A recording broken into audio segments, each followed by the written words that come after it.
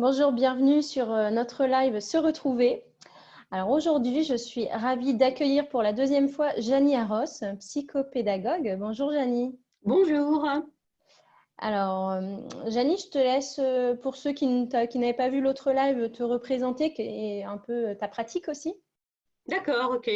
Alors, je suis orthopédagogue, c'est-à-dire que j'aide des enfants, des adolescents et des adultes à mieux apprendre. Mais apprendre, c'est un mot qui est apprendre au sens très large du terme, parce que apprendre, ça veut dire aussi à mieux s'organiser, à mieux gérer son temps. Voilà, donc je propose des outils qui sont faciles, vous allez le voir tout de suite avec les cartes mentales, qui sont ludiques aussi, et qui permettent d'apprendre dans une ambiance détendue. Voilà, donc ce que je propose, c'est qu'on passe tout de suite à la démo. Donc, est-ce que tu peux, c'est moi qui lance le PowerPoint, c'est toi qui le fais? Alors, tu voulais nous montrer quelque chose avant de lancer le PowerPoint? Non, peut-être on peut D'accord. commencer directement. Vas-y, je te laisse la parole. Et juste, n'hésitez pas, si vous avez des questions pendant le direct, à les mettre en commentaire et comme ça, on pourra les poser directement à Janie.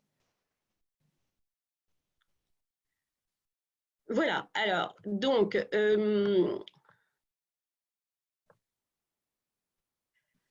aujourd'hui, on va travailler sur les cartes mentales. Donc, c'est pour les parents, mais si vous avez des neveux, des cousins, des enfants d'amis, et même pour vous-même, vous verrez que c'est une méthode que vous pouvez tout à fait vous approprier. Alors, je vous propose, moi, le programme suivant. Donc, bon, qui suis-je? Je vous l'ai dit. Et on va commencer ensuite directement par qu'est-ce qu'une carte mentale. On va en construire une, pas à pas. Je vais vous proposer quelques illustrations. Et puis, ensuite, éventuellement, vous pouvez intervenir si c'est possible. Alors, d'abord, carte mentale. J'aimerais bien présenter la carte mentale un peu comme une métaphore de notre cerveau. Notre cerveau, il a 100 milliards de neurones et 10 000 connexions pour chacun des neurones. Et une carte mentale, c'est aussi une information arborescente qui fait des liens entre des informations différentes. Ça permet donc de mieux organiser ses idées et ça permet de mieux mémoriser. Alors, ce n'est pas de la magie, encore une fois, tout ça. Il vous suffit de prendre une feuille de papier blanc uni au format paysage. Pourquoi au format paysage? Parce qu'au format paysage, on a plus de place pour s'exprimer qu'au format portrait, même si tous nos livres et tous nos cours sont plutôt au format portrait. Testez, vous verrez que vous avez plus de place pour vous étaler au format paysage. Et je précise également une feuille A4 unie. La couleur importe peu. Bon, j'aime bien le blanc, mais vous pouvez prendre du bleu, du rose, du jaune, peu importe. En tout cas, unie, ça veut dire pas avec des lignes, pas avec des carreaux, parce que c'est une démarche, c'est un outil qui permet justement de se libérer un peu des contraintes habituelles. Donc nous, depuis qu'on est petit, depuis qu'on est à l'école, on a l'habitude d'écrire et de rentrer ce qu'on écrit dans des carreaux, dans des lignes. Là, vous faites l'expérience de la liberté. C'est à vous à organiser vos informations, c'est à vous à gérer les informations au sein d'une page. Et si vous reprenez une feuille avec des carreaux ou des lignes, le risque, c'est de vouloir, encore une fois, de rentrer dans les cases. Donc, essayez sur cet exercice de carte mentale de sortir des cases. Alors, une fois que vous avez la feuille, vous prenez des crayons et des feutres de couleur, et ça n'est pas davantage que ça. Ensuite, vous faites simplement appel à votre créativité. On va voir cette méthode de création d'une carte mentale. Alors, il y a plusieurs manières de créer une carte mentale. Moi, j'aime bien cette méthode que j'ai intitulée la méthode des 5 W. La méthode des 5 W, c'est la méthode qui est utilisée par les journalistes anglais qui, quand ils doivent rédiger un article de presse, se posent ces 5 questions qui, pour moi, sont les questions fondamentales. Donc, who, qui, when, quand, what, quoi, where, où, and why, pourquoi. Donc, quand vous avez posé ces 5 questions, vous vous êtes affranchi d'un maximum d'informations que vous allez pouvoir rapatrier sur votre carte mentale. Alors, vous allez me dire qu'il y en a d'autres, des questions. Bah, oui, il y a par exemple le comment, il y a le pourquoi en 2 mots, dans quel objectif. Mais disons que ces 5 questions sont quand même les questions fondamentales. Une fois que vous vous les êtes posées et que surtout vous avez pu y apporter des réponses, bah, on peut dire que vous avez fait le tour d'une question. Alors, je voudrais repasser en mode… voilà. Voilà. Donc, là, je vous présente ces 5 questions que j'ai reformulées justement sous forme d'une carte mentale. Vous voyez, je vous avais parlé… Monte un petit peu la feuille, Je monte monte vers un le petit haut. peu? On C'est ne bon voit pas comme ça? le mot en bas. Ah, là, comme ça, c'est bon? Ouais, c'est bon là. D'accord. Merci. Donc, ça, c'est une carte mentale. Donc, vous voyez que les 5 questions, je les ai reprises sous forme arborescente. Donc, au milieu, j'ai fait exprès de laisser un cercle blanc. Il n'y a rien dedans. C'est volontaire parce qu'en fait, à l'intérieur, vous pouvez écrire ce que vous voulez. Alors, si je prends un exemple, je ne prendrai pas d'exemple autour de la situation actuelle et autour du coronavirus. C'est vraiment pas assez sympa. Donc, on va parler d'organiser un anniversaire parce qu'il y a quand même un jour, très bientôt, j'espère, où on va pouvoir sortir du confinement. Et donc, imaginez que vous allez organiser un anniversaire, le vôtre, celui d'un de vos enfants, de votre conjoint, ce que vous voulez. Donc, ici, dans ce cercle, vous allez écrire anniversaire. Ou mieux encore, vous allez peut-être dessiner ce qui, pour vous, évoque un anniversaire. Ça peut être une bougie, ça peut être un gâteau au chocolat, ce que vous voulez. Une fois que vous aurez fait ce petit dessin ou ce mot-là, vous ne ferez pas plus qu'un mot-clé ou un dessin, vous pourrez répondre à la question et remplir cette branche-là. Qui? Alors là aussi, à l'aide d'un petit dessin, d'un picto ou simplement de mots-clés, vous allez écrire, ça peut être 2 choses, ça peut être qui organise. Alors si c'est vous, vous allez pouvoir écrire moi, et qu'est-ce qui est évocateur si c'est vous, je ne sais pas, si vous avez des lunettes, si vous avez toujours un chapeau, si vous avez une cravate rigolote, si vous êtes un homme, vous vous dessinez avec votre cravate ou votre chapeau.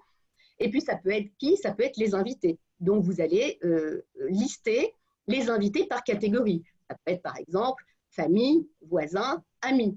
Et vous n'aurez pas besoin de plus que ça, puisque en fait, ce sera le mot-clé, c'est la plus petite information nécessaire pour évoquer un contenu qui est plus large. En fait, le mot-clé que vous allez déposer sur chacune de ces branches va fonctionner comme un rappel. Ensuite, vous allez avoir la branche quand. Alors, c'est quand je vais le faire, cet anniversaire. Je vais le faire un soir. Ça peut être sympa, mais alors… Janie, et peut-être recule un peu la feuille parce qu'on ne voit pas bien en fait les mots que tu montres. Comme ça, c'est mieux? Ouais, voilà, très bien. Alors, quand? Donc là, vous avez le choix. Si vous le faites un soir, c'est peut-être un peu embêtant parce que vous n'aurez peut-être pas des enfants. Vous pouvez le faire éventuellement un dimanche, à midi, l'après-midi. Bon, à vous de décider et vous axez sur cette deuxième branche. Le quoi ensuite? Le quoi, c'est vous qui décidez ce que vous y mettez. Ça peut être par exemple quoi, qu'est-ce qu'on va manger? Qu'est-ce qu'on va proposer comme activité? Voilà. Donc à vous de décider et de remplir cette feuille. Ensuite, ça va être où? Alors, est-ce que vous faites ça chez vous ou est-ce que vous avez des amis ou de la famille sympa qui peut vous prêter son jardin pour une après-midi? Donc, à vous de décider toujours avec un mot-clé, avec un picto. Et en fait, après, pourquoi? Pourquoi vous voulez organiser votre anniversaire? Parce que c'est peut-être un âge phare. Ça peut être, voilà, vous avez 50 ans. Ça peut être simplement que on vient de traverser une période un peu compliquée, un peu triste. Alors, vous avez envie de faire quelque chose d'un peu léger et d'un peu sympa et de réunir des gens qui ne se sont pas vus depuis plusieurs semaines. Donc, vous voyez que très rapidement, vous avez ici un guide, une espèce de checklist qui va vous permettre d'organiser votre anniversaire en toute sérénité, parce que vous aurez précisé les étapes clés dont il faut tenir compte pour que le jour J, tout se passe le mieux possible. Alors, je reviens à mon partage d'écran. On va revenir sur les slides que je vous ai posés. Voilà. Donc, on a vu cette méthode des 5 W. Là, je vous les ai montrées en situation. Voilà à quoi ressemble vraiment une carte mentale. Et un petit rappel. Donc, vous avez vu qu'on a noté le sujet au milieu de la feuille, au milieu de cette carte mentale, et on l'a entouré. Vous avez vu que moi, j'avais fait un cercle bleu pour bien l'entourer. Et en partant du milieu, vous vous rappelez qu'on a dessiné 5 branches qui correspondaient aux 5 questions, aux 5 idées principales qu'on avait évoquées juste avant, à savoir qui, quand, quoi, où et pourquoi. Je vous ai dit que dans une carte mentale, on utilise des mots-clés. On ne va pas s'embarrasser avec du texte, avec plusieurs mots, avec des listes de mots. C'est vraiment le plus petit mot qui peut évoquer le plus d'informations. Donc, à vous à être pertinent dans le choix de vos mots-clés. Et si vous travaillez avec vos enfants, c'est évident, surtout pour des petits, qui ne vont pas tout de suite trouver les mots-clés pertinents. C'est un vrai apprentissage. J'ai insisté sur le fait d'utiliser des symboles, d'utiliser des dessins. Pourquoi? De la couleur, évidemment, hein, aussi, on le voit en 3e point. Pourquoi? Parce que on est tous plutôt visuels. On est aussi auditif, on est aussi kinesthésique, mais disons que 70% d'entre nous, 70% des individus ont plutôt une approche visuelle de l'information. Et notre approche, elle est sollicitée 24 heures sur 24, enfin ou presque, sauf quand on dort. Et pour qu'on voit l'information, il faut la mettre en valeur. Il faut utiliser des stratégies où on va jouer avec les couleurs, on va jouer avec les dessins. Vous avez peut-être déjà entendu qu'une image vaut 1000 mots, donc je n'ai jamais vraiment compté, je n'ai pas fait de comparatif, mais certainement, vous avez des images chocs, des images clés qui vous ont marqué plus qu'un long texte en noir et blanc sur une feuille blanche. Donc, si vous utilisez des mots-clés, des symboles, des dessins et de la couleur, vous avez toutes les clés pour réussir une carte mentale. Alors, je voulais vous proposer quelques exemples. Alors, ce sont encore une fois des exemples, ce ne sont pas des modèles, hein, on est clair là-dessus. C'est-à-dire que la meilleure carte, c'est celle que vous ferez vous, parce qu'elle va vous correspondre, mais c'est juste pour pouvoir incarner dans des situations un peu différentes. Donc, j'ai pris quelques exemples par rapport à des jeunes. Voilà, le sujet, l'attribut du sujet, c'est quelque chose qu'on voit à l'école primaire, vers le CM1, le CM2. Donc, vous voyez comment l'attribut du sujet a été présenté. Donc, il est composé de quoi? Ici, il fonctionne avec des verbes d'état. Il y a une liste de verbes d'état. Comment il s'accorde? On ne peut pas le supprimer et on ne peut pas le déplacer. Voilà. Pour des élèves un peu plus grands, voilà un exemple de cours de maths en carte mentale. Vous voyez l'économie de texte et de mots. On va vraiment droit au but et droit à l'essentiel.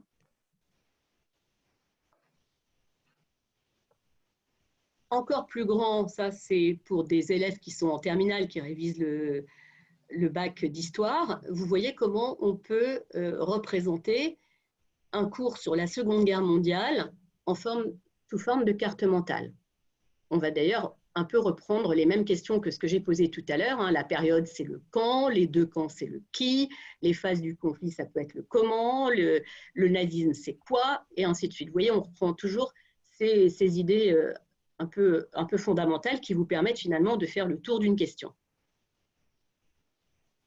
Et enfin, alors ça, c'est une carte mentale qui a été réalisée pour Fantadis. C'est une association qui s'occupe d'enfants 10 et c'est une carte qui précise les rôles et les missions d'une AVS auprès d'un enfant dyspraxique.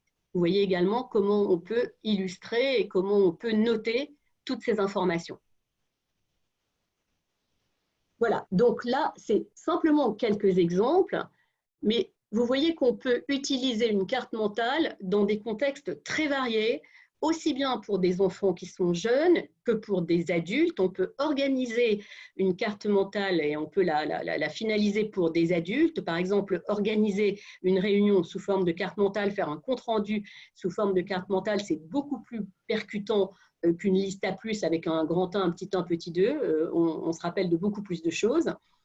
Là, j'ai fait un premier exemple qui était pour des enfants qui étaient en fin de primaire, mais on peut même faire une carte mentale pour des enfants qui ne sont pas encore ni dans l'écriture ni dans la lecture. On peut imaginer, par exemple, qu'on fait une image, on peut mettre au milieu, on pourrait mettre une corbeille de fruits et on pourrait décomposer les fruits, faire une branche, par exemple, avec les fruits qu'on mange en été, les fruits qu'on mange en automne, les fruits qu'on mange en hiver, les fruits qu'on mange au printemps. Ou alors, ça pourrait être les fruits rouges, et ça pourrait être les agrumes. On pourrait faire des catégories différentes et les organiser en branches différentes. Et avec des enfants petits, ce qui marche aussi très bien, c'est de créer des étiquettes, des petites étiquettes avec des images, et de leur demander d'organiser ces étiquettes sous forme d'une carte mentale. Ça leur apprend à structurer et à organiser l'information. Donc, par exemple, avec des tout petits, si vous mettez une petite image au milieu avec un couteau, une fourchette et une assiette, qu'est-ce qu'on mange? Et vous créez plusieurs étiquettes, vous pouvez télécharger ou décider comme vous voulez, je ne sais pas, un poulet, un steak, et puis un saumon, une petite sardine, et puis après des tomates et des concombres, et puis après des fruits ou des glaces. Vous pouvez demander à l'enfant qu'il vous fasse, par exemple, un repas. On commence par quoi? On commence par une salade, et puis après, il va choisir un poisson ou une viande, et puis après, il va prendre un dessert, et puis après. Ou alors, qu'est-ce qu'on mange? C'est quoi un repas à midi? C'est quoi le goûter? C'est quoi le petit déjeuner? Et rien qu'en organisant ces petites étiquettes, il va apprendre à regrouper les informations. Vous vous rappelez tout à l'heure, l'image que je vous ai proposée, c'était cette image avec les neurones. Finalement, la carte mentale, elle fait un petit peu ce que font nos neurones. Je vous ai parlé de connexion. D'ailleurs, c'est ça l'intelligence. Si vous revenez à l'étymologie de ce mot, intelligence, c'est interligere, c'est relié entre eux. Donc, les neurones, ils se relient entre eux, ils s'échangent des informations. La carte mentale, c'est la même chose. Vous voyez que des idées, on peut les relier entre elles, et c'est ça ce qui rend un enfant, mais même plus tard, un adulte flexible. Il va être capable de faire des liens et d'organiser des informations qui sont différentes, mais qui peuvent quand même, il peut y avoir un fil rouge entre des informations qui sont différentes. Alors, un dernier mot que j'aurais d'ailleurs presque pu mettre en premier parce que ça me paraît essentiel. La carte mentale, c'est très sympa. Et il y a beaucoup d'outils qui sont sympas que vous pouvez utiliser vous-même dans votre travail ou avec des jeunes pour les aider, pour leurs devoirs, pour les aider à l'école, en ce moment en période de confinement, mais après d'ailleurs quand tout le monde sera de retour à l'école. Mais je crois, et je voudrais vraiment terminer là-dessus, que l'outil n'est quand même qu'un outil. Donc, profitez, si vous voulez tester cet outil avec vos enfants, de changer également de posture. C'est-à-dire, vous faites une proposition à votre enfant, essayez d'adhérer vous-même, de tester, je ne sais pas, par exemple, d'organiser une liste de courses avec une carte mentale. Quand vous êtes à l'aise, proposez ça à votre enfant. Et encore une fois, ça n'est qu'une proposition que vous allez lui soumettre en disant que, tiens, on va tester, on va regarder ensemble ce que ça donne. Tu es d'accord avec moi? C'est presque un jeu, tu vois, on va voir ce qui marche, ce qui ne marche pas, et puis on va comparer. Donc, surtout, ne soyez pas stressés, ni pour vous, ni pour votre enfant. Essayez d'approcher cette nouvelle méthode, si elle est nouvelle pour vous, avec le plus de légèreté possible et le plus de bonne humeur possible. Et c'est ça qui fera que votre enfant va adhérer à cet outil, qu'il va pouvoir l'utiliser et, bénéfice, devenir plus performant à l'école. Mais d'abord, faites-vous et faites-lui plaisir. Merci, Janie. Est-ce que tu peux revenir sur toi plutôt que sur la présentation pour qu'on te voit? Ah, sur moi, oui. C'est ce qui me semble le plus important. Attends, oui, je vais arrêter mon partage d'écran. Oui, non, mais Voilà, comme ça, ok, on voilà. y est là. Oui. Merci. Alors, je ne sais pas si tu as des questions, s'il y a un live avec des Oui, questions. moi, Oui, je alors me vas-y. demande un peu Hum, comment tu commences. Là, par exemple, les parents qui sont en confinement avec leurs enfants de tout âge, comment ils commencent? Donc, tu présentes à l'enfant de mettre le sujet au milieu avec les branches qui, quoi, comment, pourquoi? Oui, oui. On commence très simplement avec des exemples de la vie courante. On peut Par lui demander de exemple, choisir un sujet, ouais. mais oui, mais ça peut être laisser, enfin, moi je dirais à l'enfant choisir un sujet, et puis si vraiment il sèche, je ne sais pas, il a un chien, il a un chat à la maison, par exemple.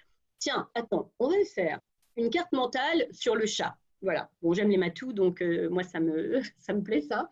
Alors, voilà, mon chat. Alors, bah, qu'est-ce qu'il. Alors, d'abord, qui il est ton chat? C'est quoi? C'est un chat? C'est une chatte? Il a quel âge? Elle a déjà eu des petits? Elle n'a pas eu des petits? Est-ce qu'elle a des maladies? Elle n'a pas des maladies? Elle a un truc spécial? Qu'est-ce que tu peux dire sur ton chat? D'accord? Ensuite, ton chat, bah, qu'est-ce qu'il mange? Des croquettes, des boîtes de thon, la même nourriture que nous. Voilà, organiser le repas du chat. Ton chat, qu'est-ce qu'il fait dans la journée? Ah, il est dans une maison, il dort sur un fauteuil, il dort sur un lit, il dort dans la cuisine, il sort dans le jardin, il attrape les oiseaux, il cherche à attraper les oiseaux, les souris. Voilà. Il vit où? C'est où? Est-ce qu'il a un lieu de prédilection dans la maison? Est-ce qu'il a sa tanière? Est-ce qu'il change? Enfin, en général, les chats sont très futés et ils changent avec le soleil. Donc, a priori, on regarde où est un chat à un moment T dans la journée et on trouve le meilleur endroit où se poser. Voilà. Et pourquoi tu aimes les chats, par exemple? Si tu as un chat, pourquoi tu aimes les chats? Tu aimerais avoir un autre animal? Voilà. Ça peut être un truc aussi simple que ça. Donc, Après, ça peut être tu commences sur des sujets des qui sujets n'ont de pas notre. d'enjeu, en fait, parce que derrière, l'idée de la carte mentale, enfin, qu'il y a un objectif, en fait. L'objectif d'apprendre quelque chose ou… L'idée de la carte mentale, c'est deux choses. C'est d'organiser ses idées pour pouvoir mieux mémoriser. L'idée sous-jacente de tout ça, c'est pas juste de se faire plaisir et d'utiliser de la couleur. Bon, pourquoi pas, après tout. Si déjà les enfants souffrent à l'école et qu'ils voient qu'on peut travailler avec de la couleur d'une autre manière et en se faisant plaisir, je trouve déjà qu'on a déjà presque tout gagné. Mais ce qu'on peut leur faire remarquer, c'est qu'au détour d'une méthode qui est ludique, finalement, mine de rien, on apprend et on apprend de manière très efficace. Alors, encore une fois, ce n'est pas de la magie, c'est simplement qu'on a organisé ces informations et qu'on a été actif dans la prise de notes. C'est-à-dire qu'un enfant qui construit une carte mentale, il s'investit, il est actif là-dedans. Et ça, c'est la clé pour mémoriser. Il faut être actif. Si on n'est pas actif, il n'y a pas de mémorisation possible. D'où d'ailleurs d'autres outils. Donc la carte mentale, ça en est un. Le sketchnote, c'est encore un autre outil. On peut utiliser des flashcards. Enfin, bon, il y a toute une panoplie d'outils, mais qui sont fondés exactement sur le même concept. Pour mémoriser, pour mieux mémoriser, il faut être actif dans son apprentissage. Si on attend que ça se passe, si on ne se contente de répéter nanana, nanana, nanana, ce que dit le prof, ça n'impacte pas, on ne mémorise pas. Donc, il faut transformer l'information dans son langage, il faut être actif pour choisir la couleur de la branche, pour choisir le mot-clé. Et quand on a déjà été capable de choisir le bon mot-clé, le mot qui est pertinent, il y a déjà une bonne partie du travail qui a été fait. Ok, merci. Mais c'est vrai que ça demande, la carte mentale, un accompagnement, surtout pour les petits. On ne peut pas voilà, présenter juste voilà, le dessin que j'ai dit et puis dire à un enfant, ah vas-y, tu fais la même chose maintenant. Hein. Alors vas-y, comment tu t'y prends? Non, pas du tout. C'est-à-dire, on ne peut pas décréter qu'un enfant est autonome, ni pour la carte mentale, ni pour rien d'ailleurs. Hein. L'autonomie, c'est le résultat, c'est la cerise sur le gâteau quand l'enfant a été bien accompagné par les parents, par l'équipe des profs, par des grands-parents, par un environnement. Voilà. Ok, merci. Merci. Il y en a qui ont dit que c'était très intéressant le sujet. On n'a pas de questions, mais c'est pas grave. Ouais. Donc, inciter les parents, je pense que tout cas, quand on a des gens à la maison, ça peut être bien d'essayer de commencer cette méthode. Ouais. Et nous, en tant qu'adultes, ça peut aussi être utile, je sais pas, sur des projets, des objectifs qu'on aurait. Complètement. Sur des projets, ça peut être vraiment… les premiers qui ont testé cette méthode, c'est Toyota. On ne va pas dire que ce sont des petits rigolos quand même, hein. Donc en fait, ils avaient toute la chaîne de fabrication des automobiles Toyota était figurée sous forme de carte mentale. Alors évidemment, pas sous une carte mentale, mais c'est plusieurs cartes mentales qui, mises bout à bout, figuraient toute la chaîne de fabrication. Alors, peut-être encore une chose qui est intéressante, je crois, avec les cartes mentales, on pourrait en parler pendant 1 heure ou même plus. Voilà, il y a plusieurs questions qui sont posées là sur une carte mentale. Ce qui est intéressant, c'est que je parlais tout à l'heure de flexibilité. Cette manière de prise de notes, elle favorise la flexibilité. Et pourquoi? Parce qu'on a en fait 2 dimensions. On a une dimension à la fois d'analyse et à la fois de synthèse. C'est-à-dire qu'on peut se dire, voilà, moi par exemple, dans ce projet, allez, je reprends un truc qui est complètement trivial, qui est l'organisation d'un anniversaire. Ce qui m'intéresse, moi, je veux vraiment me focaliser sur le quoi, c'est-à-dire cette question en bas. Voilà. Parce que moi, ce qui m'embête, c'est que je n'ai pas envie d'aller dans un anniversaire où je m'embête, alors surtout si j'organise le mien, j'ai envie que les gens soient contents et qu'ils aient l'impression qu'ils n'ont pas perdu leur temps, qu'ils ne sont pas juste venus parce que bon, je les ai invités, ils ne peuvent pas dire non. Donc, moi, je vais aussi me fatiguer un peu et je vais leur proposer des activités. Alors, si je suis dans une maison avec un jardin, ça peut être, je ne sais pas moi, un jeu de piste dans le jardin. Si je suis à l'intérieur, mais je ne sais pas, ça peut être un concours, ça peut être un jeu, ça peut être… Voilà, je veux réfléchir. Et c'est ça ce qui m'intéresse. Je vais passer du temps là-dessus à créer, à inventer des activités pour que ce moment-là, ce soit vraiment un moment sympa, de retrouvailles, chaleureux, surtout dans le contexte actuel où on se dit waouh, quand on va sortir, on va vraiment se faire plaisir, quoi. Voilà. Donc, mais en même temps, je ne perds pas le nord parce que j'ai tout ça. Donc, je peux focaliser juste là-dessus, mais je garde toujours en toile de fond l'intégralité de mon projet. Donc, cette activité, cette réflexion, elle va s'insérer dans un projet qui est plus large. Et à tout moment, je peux passer d'une branche, donc d'une vision partielle, à une vision globale. Donc, en gros, je peux passer du global au local, du local au global.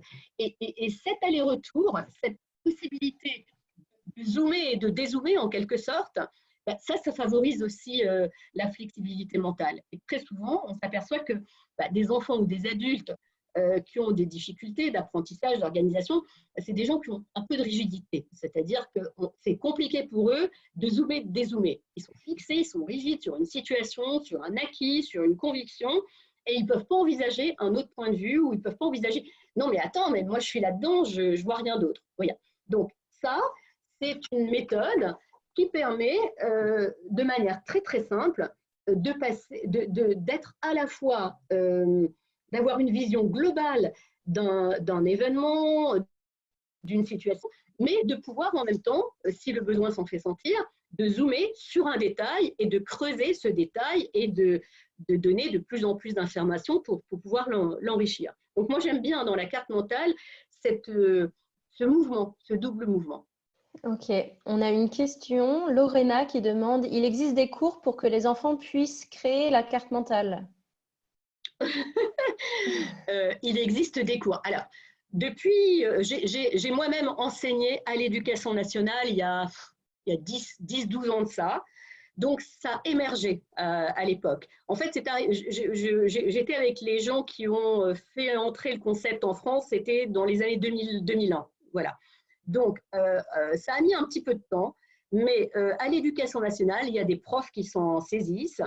Il y a des cours sous forme de carte mentale. Si vous allez regarder maintenant les manuels scolaires, il y a beaucoup de manuels scolaires qui intègrent des cartes mentales. Vous avez, en même temps que, par exemple, je pense à des manuels en histoire, en français, il y aura les illustrations habituelles, mais maintenant, il y a beaucoup de cartes mentales. Donc, c'est fait à l'école, et puis après, il y a des gens qui peuvent, enfin moi, personnellement, je suis des jeunes à qui j'enseigne, entre autres, les cartes mentales, le sketchnoting et d'autres méthodes pour apprendre plus facilement. Oui, je pense que chercher dans sa région, quoi, je crois. Voilà. Oui, c'est ça, hein, quelqu'un Qui comme travaillent toi. à distance, enfin, qui font un peu des classes virtuelles, quoi. Oui, quelqu'un comme toi qui puisse accompagner. Et vous pouvez aussi lire.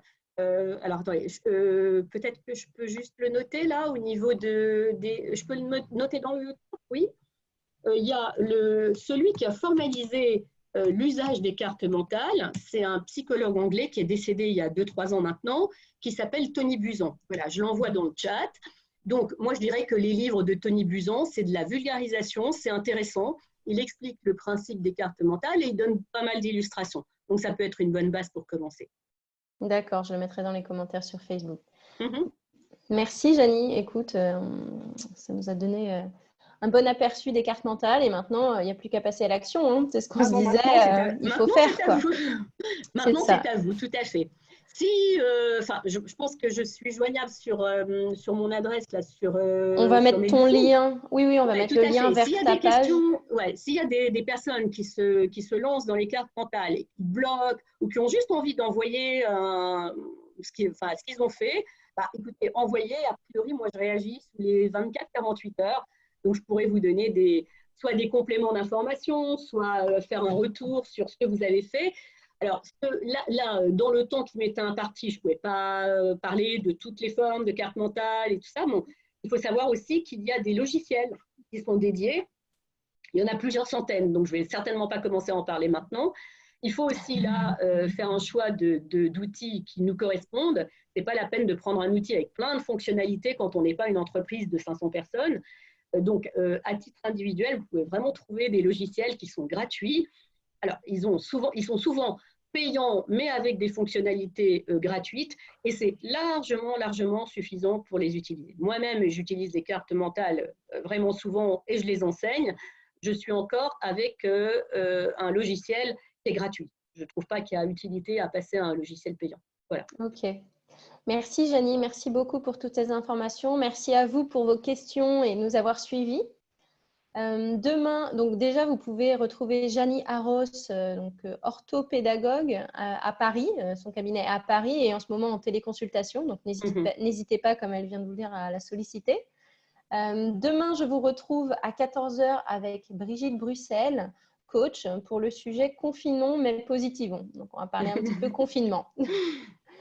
Merci à tous. Un grand merci, Janie. N'hésitez pas à liker, à commenter, à partager cette vidéo. Je pense que c'est important de la partager peut-être à des parents qui en ce moment accompagnent leurs enfants avec leurs devoirs. Voilà, un bon outil à tester en tout cas. Et surtout, dites bien aux parents, les cartes mentales, oui, mais sans stress. C'est pas, donc que les parents s'entraînent déjà, qu'ils y trouvent du plaisir avant de transmettre aux enfants. Voilà. Ok, merci pour cette précision. Je vous souhaite à tous un très bon après-midi et à demain.